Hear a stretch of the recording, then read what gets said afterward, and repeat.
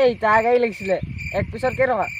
ইটা বেগ টু বেগ দাম বাঢ়িছে দেই, এক পিছত 10 টকা। ইটাৰ দাম বেগ টু বেগ বাঢ়িছে দেই, এক পিছত 10 টকা লাগিবই। 1 মিনিট। 1000 ইটা লৈ আনিব দে। এই 1000 ইটা লৈ আহিবি। মই বছক সুধি লওঁ। বছ এক পিছত 10 টকাত মান্তি হৈ গ'ল। 12 টকা দে।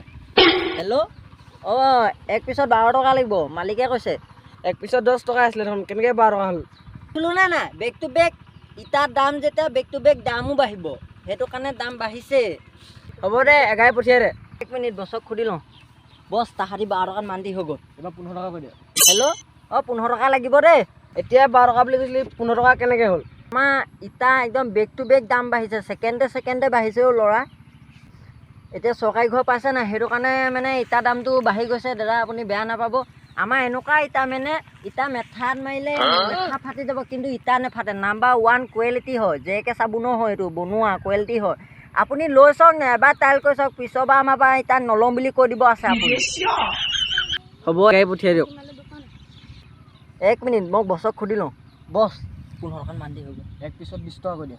হেল্ল', একদম 20 টকাত দিয়া লাগি গৈছে দেই, মিনিটে দেই। দাদা আপুনি বেয়া নাপাব, 20 টকা পিছ দেই। তই কুকুৰ পোৱালি, তহঁতৰ ইটা নালাগে।